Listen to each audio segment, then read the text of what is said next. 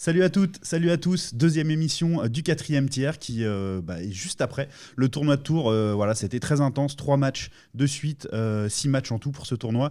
Et une victoire finale d'Épinal, une deuxième place pour nos remparts qui ont gagné 2 matchs sur 3. Et beaucoup d'enseignements à en dire, bien évidemment. Mais on va pas parler que de ça. On va parler aussi du travail des kinés auprès de notre équipe des remparts, les soirs de match et pas que. Avec Elsa qui est avec nous. Salut Elsa, je suis ravi de t'accueillir dans l'émission. Bonjour à tous, merci. Et donc Franck Spinozzi qui sera voilà, mon fidèle co-présentateur, co-animateur pendant toute la saison. Merci beaucoup d'être là, Franck, au rendez-vous. Avec plaisir.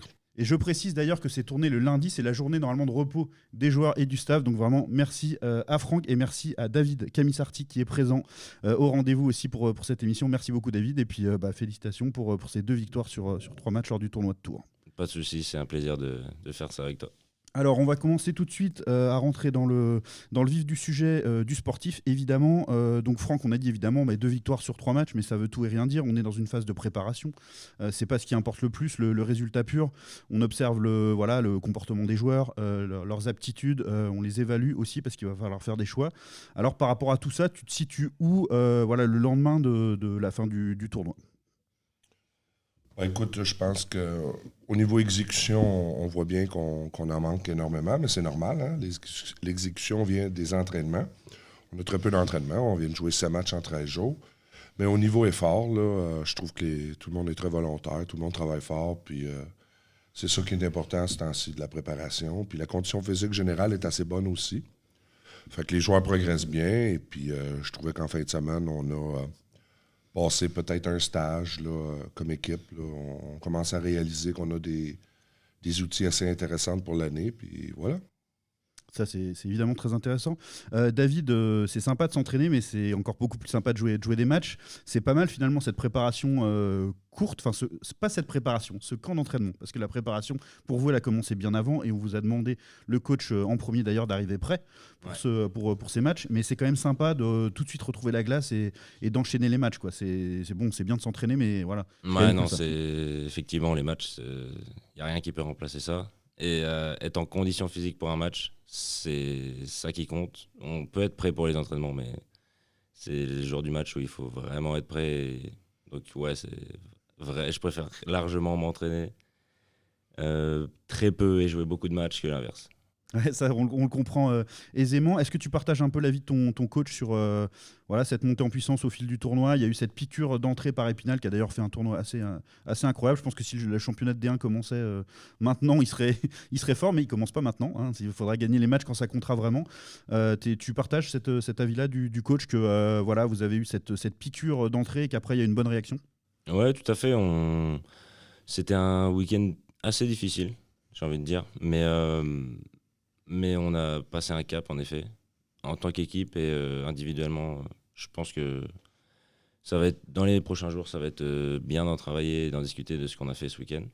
Mais ouais, non, on a passé un cap et je rejoins l'avis de Franck. Elsa, ça fait un moment déjà qu'on te voit à la patinoire. Tu commences à avoir l'habitude de voir ces matchs, etc. Est-ce que tu commences à avoir un peu l'œil et tout ça, ou est-ce que finalement ton regard professionnel qui est nécessaire sur le match prend un peu le dessus ? C'est vrai que quand j'ai commencé à travailler avec les remparts, j'avais zéro notion du hockey sur glace, donc c'était un peu compliqué, les règles, la vitesse de jeu, etc. Là, ça fait effectivement quelques années que je suis au club, donc je commence à avoir un œil un peu plus avisé, mais je n'ai pas la prétention de tout maîtriser parfaitement, mais je suis partagée effectivement les soirs de match entre mon regard professionnel et de suivre un peu le jeu, les règles, les changements, etc. Ouais. Et s'il y a il y a un petit côté supportrice quand même maintenant, tu travailles pour le club. Bien sûr, ouais. Alors justement, Elsa, parle-nous du soir de match justement, parce que c'est une des 2 configurations. Il y a évidemment le soir de match et en dehors. Il y a toujours un kiné qui est présent au match et quel est son rôle le soir de match ? Qu'est-ce qu'il observe ? Quand est-ce qu'il est amené à intervenir ? Et toi, on t'a vu plusieurs fois d'ailleurs sur la glace pendant le tournoi, donc voilà, tu pourras nous parler un peu de quand tu interviens et comment. Alors en fait, on est présent environ 2 heures, 2 heures et quart avant le match, en fonction des besoins, en fonction des demandes, pour voir s'il y a besoin de strap, des gars qui ont besoin de massage, de soins avant match, faire un petit point pour être sûr que tout le monde est en forme, qu'il n'y ait pas eu de bobo de dernière minute, etc. Et puis, donc après, il y a tout ce qui est partie échauffement, match où en général, moi, j'ai un petit peu moins de travail, sauf quand, effectivement, là, comme c'est arrivé ce week-end, le médecin est occupé avec un joueur blessé. S'il y a quelqu'un qui doit monter sur la glace, du coup, c'est moi qui me retrouve dans cette position-là. Donc voilà, donc c'est sympa aussi. Et après, il y a aussi les soins d'après-match, en fonction, pareil, des bobos de match, si il y a besoin de soins urgents, savoir s'il faut réorienter avec des examens rapides, s'il faut aller aux urgences, s'il faut planifier les soins pour le lendemain, etc. etc. En fait. Pouvoir traiter tout de suite et orienter tout de suite pour ne pas perdre de temps sur la prise en charge par la suite. Alors, question très simple, mais est-ce que chaque équipe a son kiné ou ses kinés, voyage avec, etc. Ou est-ce que quand les remparts se déplacent ou une équipe se déplace, du coup, ce sont les kinés locaux qui interviennent? Alors là, pour le coup, nous, on ne se déplace pas à l'extérieur. C'est un choix du club, en fait. Et du coup, pour cette année, je crois qu'il n'y a pas possibilité effectivement de faire intervenir des kinés à l'extérieur. Donc, on essaye au maximum de voir les joueurs au plus proche du match pour faire tout ce qu'on peut effectivement en amont. Et effectivement à voir si par la suite il ne serait pas possible de faire quelque chose sur les extérieurs, mais pour l'instant nous on ne peut intervenir qu'à domicile en tout cas. Ouais, c'est assez fréquent je pense sur les clubs de hockey en D1, c'est sûr. En tout cas il y en a assez peu qui en ont en permanence, on va dire, auprès du club. Par contre, quand il y a des matchs très importants, ça peut être éventuellement une possibilité au cas par cas de, voilà, j'en sais rien, imaginons que, et on l'espère, que les remparts aillent loin en play-off, etc. Sur des matchs très importants, là ça peut être un effort sur les playoffs on fait, sur les playoffs par contre on vient à l'extérieur, on fait les matchs à l'extérieur, ouais. Ok, très bien, impeccable. Franck, on continue un peu ce tour, voilà, du paysage médical des remparts, des gens qui interviennent. Les kinés, évidemment, dans le hockey sur glace, ils sont très importants, puisque c'est un sport avec énormément d'engagement et voilà, les corps sont travaillés, sont attaqués. Oui, le hockey sur glace, c'est une des particularités, c'est que les joueurs bloquent des lancers, il y a des mises en échec. Donc, automatiquement, j'aime bien l'expression qu'on donne notre corps à la science. Et en faisant ça, c'est sûr que tu vas avoir des bobos, comme on dit, là. Fait que, mais en général, c'est un style d'athlète qui est très dur avec son corps. Il n'y a pas tendance à se plaindre facilement. Le seuil de douleur, hein, c'est ça, on en parle souvent. D'ailleurs, l'an dernier, je me tourne un peu aussi vers David, concernant Alexis Makela, je crois que en fait, ça a failli être très grave parce que justement, son seuil de douleur, comme la plupart des hockeyeurs, est tellement haut qu'il s'est alerté qu'à un stade très avancé en fait, de sa problématique, quoi. Donc ça confirme ce que tu dis. Oui, tout à fait. Puis avec toutes mes années d'expérience là-dedans, autant comme joueur que comme entraîneur, on s'aperçoit que il y a deux choses qui arrivent. Hein. Des fois, les joueurs ne veulent pas dire aux entraîneurs qu'ils sont blessés pour ne pas perdre leur place ou leur temps de glace.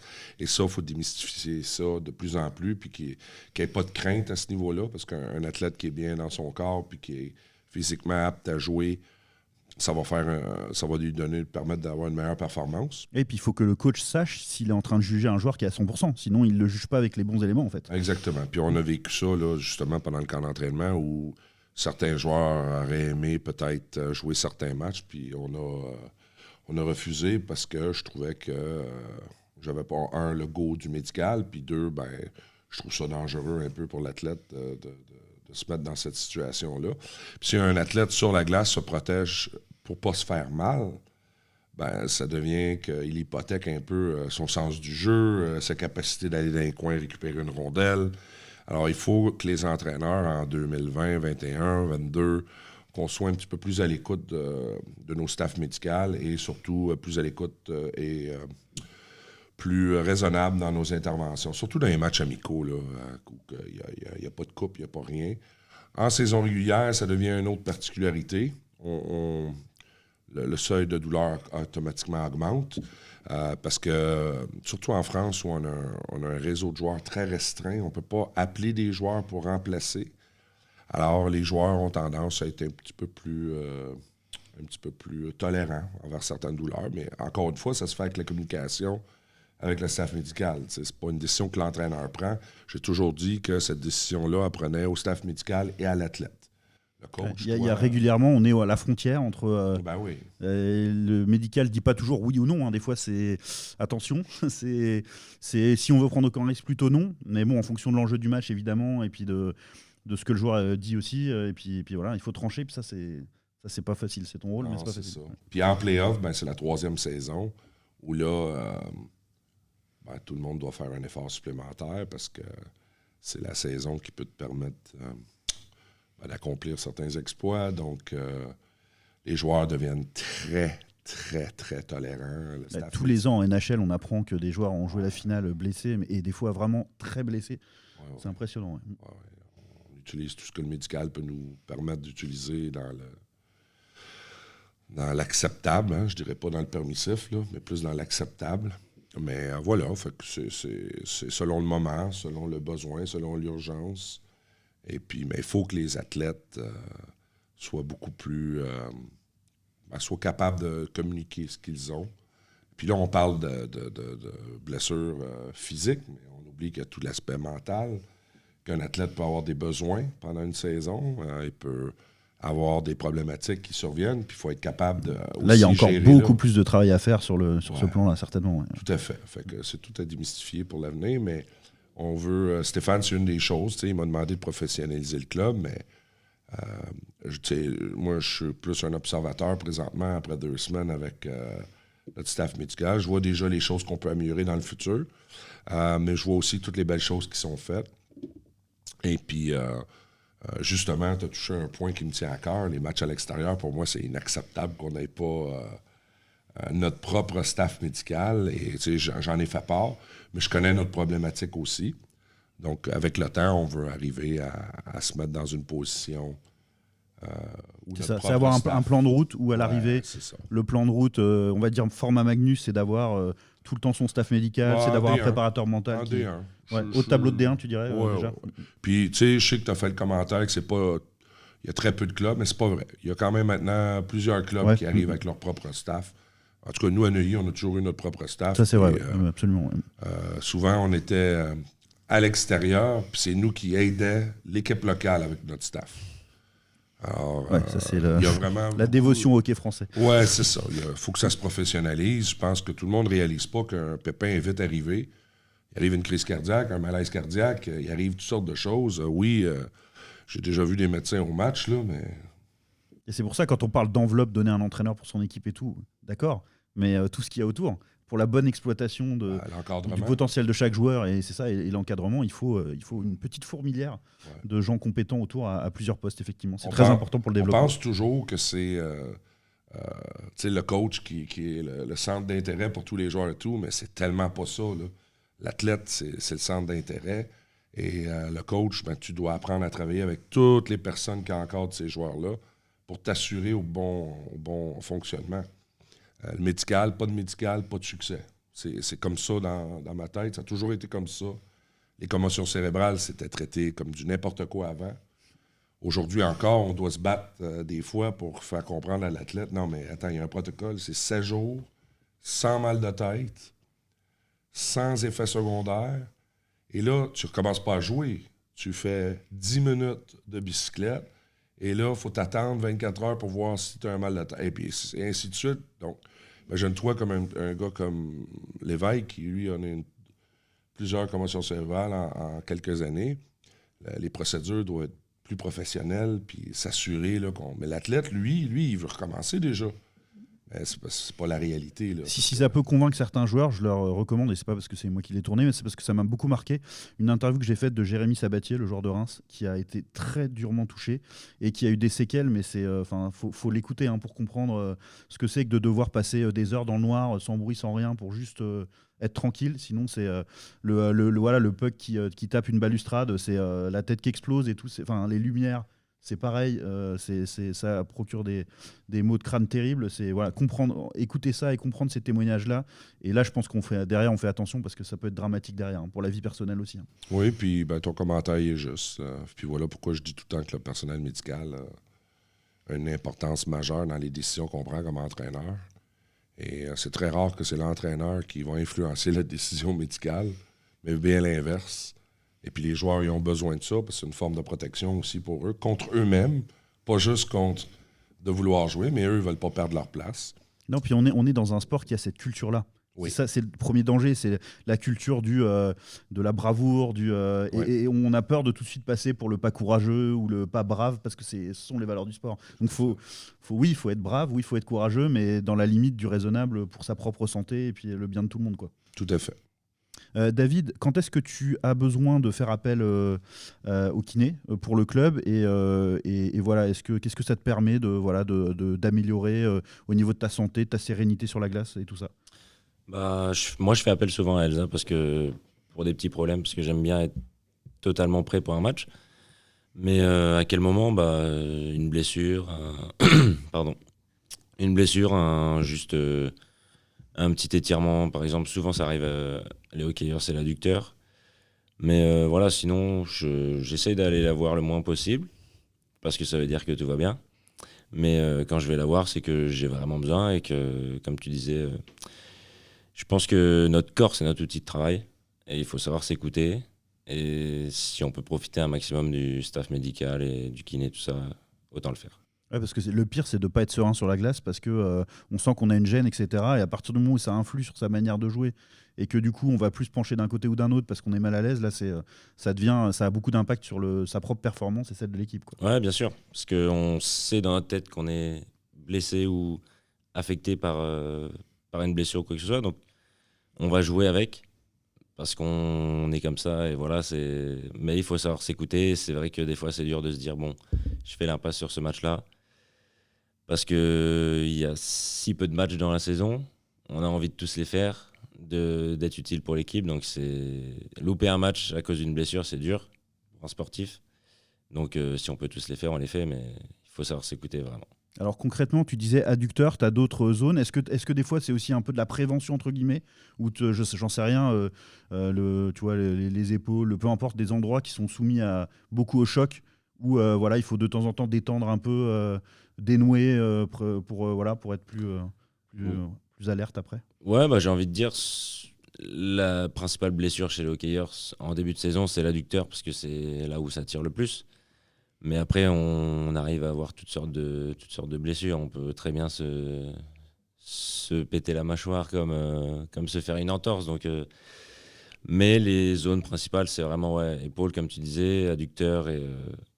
Et donc, c'est les zones qu'on va vraiment travailler. Et c'est celles qui vont avoir le plus de mal pendant la saison, je pense. Elsa, par rapport justement à un effectif, est-ce que tu as une grande variété de styles de joueurs, c'est-à-dire ceux que tu vois très rarement parce qu'ils n'aiment pas trop être manipulés ou quoi, ou qu'ils estiment que c'est pas nécessaire, et ceux qui font appel beaucoup, et voilà, qu'est-ce que vous faites justement, je parlais en préventif, ou en tout cas pour dénouer des petites choses qui peuvent devenir plus graves par la suite à la saison?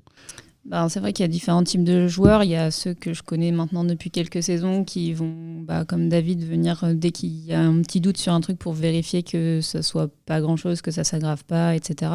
Donc plutôt dans le côté prévention. Et ceux qui vont venir effectivement plus à reculons ou pas du coup. Souvent les nouveaux joueurs qui ont moins l'habitude de venir, etc. Donc qui mettent peut-être un peu plus de temps à venir au cabinet. Le relationnel joue beaucoup, c'est-à-dire qu'il faut qu'il y ait une confiance mutuelle aussi. Je pense, c'est ce qui est normal. Donner son corps à quelqu'un qu'on ne connaît pas, c'est pas forcément évident non plus. Donc oui, forcément, le relationnel joue beaucoup. Après, globalement, j'ai depuis quelques saisons pas trop de soucis avec ça. Les joueurs reviennent quand même relativement bien au cabinet pour les soins, etc. Ils sont bien conseillés les soirs de match. S'il y a le moindre souci, n'hésitez pas à venir. Etc. Et là, c'est vrai que cette saison, on a pour projet de faire vraiment des bilans un peu complets aux gars en début de saison pour faire un petit état des lieux de comment ils sont en fait avant, au cas où il y a des soucis pendant la saison, de savoir, ok, le gars, il est arrivé, il était comme ça au départ, si on retrouve pas ça ou moins, il faut continuer à travailler. Si on retrouve la même chose, c'est que le gars, il est arrivé comme ça, on va chercher jusqu'à... Je parle d'une amplitude, d'une force musculaire, etc. Et pas forcément se fier à un référentiel arbitraire, en fait. Vraiment faire comme du cas ça, par cas. Si vous les voyez bien en amont, il y a de la détection, j'imagine. Il peut y avoir quelque chose que le joueur dit oui, j'ai un petit truc, mais bon, c'est rien. Attention, c'est rien, oui, mais là, il y a zone potentielle de danger, il vaut mieux qu'on s'occupe de toi maintenant là-dessus. Ouais. Et alors pour les zones, tu confirmes ce que disait un peu David, adducteur, épaule Ouais, c'est ça, adducteur, épaule. Après, comme disait Franck, vu qu'ils sont amenés beaucoup à bloquer des shoots, etc., on se retrouve aussi avec des petits hématomes à drainer, les palais, etc. Mais bon, ça, c'est du petit bobo, entre guillemets. Mais ouais, beaucoup épaules, adducteurs, surtout au début de saison, les adducteurs, ouais, souvent. Et oui, ça siffle, comme on dit. Et c'est pas que dans le hockey, mais dans le hockey aussi, pas mal. Hein. Puis avec les patins aussi, c'est pareil, le type d'appui est particulier. L'affûtage aussi peut jouer beaucoup sur ça, des fois. Donc, voilà. Et là, c'est vraiment un travail de tout le monde. Exactement, on est encore au carrefour de tous les gens qui peuvent intervenir. C'était passionnant, on est déjà à 20 minutes d'émission, hein. J'ai pas du tout vu passer le temps. Voilà, j'ai regardé plusieurs fois pour être sûr, mais oui, on est bien déjà à 20 minutes.